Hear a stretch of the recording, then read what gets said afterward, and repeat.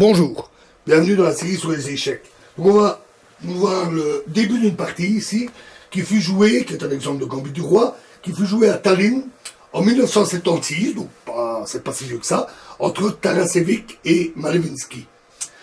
Donc on joue E4, E5, et les blancs donc jouent F4, E prend F4, toujours le Gambit accepté ici, cavalier C3, dame, cavalier C3, pardon, dame H4, échec, évidemment très menaçant, hein, ressemble aux attaques que nous avions vues dans les miniatures. Roi E2, le roi est alors déroqué, et dame E7 revient en position pour attaquer le centre et le roi. À l'époque, quand ce fut joué, c'était une nouveauté. Ce dame E7 était nouveau. D4, cavalier F6, roi F2, donc sort de la ligne de mire. D5, pas D5, pardon, D5 pour les noirs,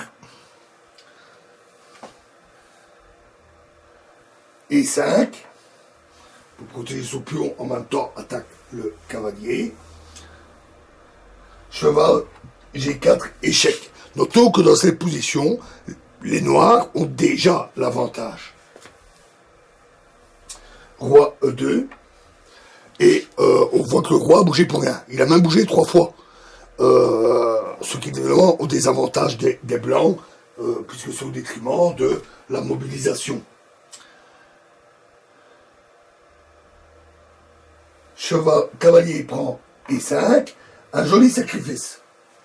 Et alors ici, une grosse erreur, ce serait de prendre D prend E5. Parce qu'alors dame prend le pion avec échec et une attaque assez violente, franchement violente. Donc fou.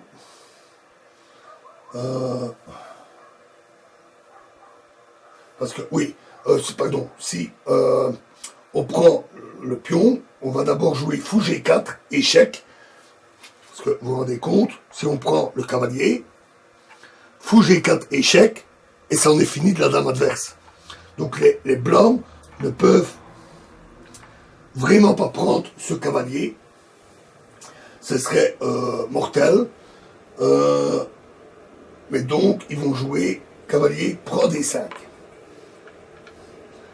Fou G4, échec, quand même, sauf qu'ici, ils peuvent parer par cavalier F3.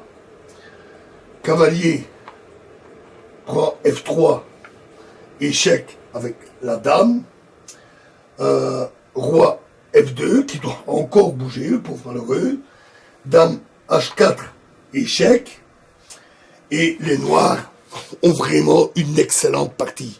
Je ne connais pas le résultat de cette partie, mais je serais prêt à parier que les noirs ont rapidement gagné.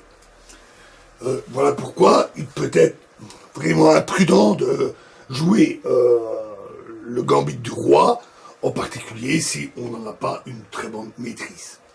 Voilà, alors dans la prochaine vidéo, nous verrons une variante qui s'appelle le contre-Gambit Falkbeer. Merci.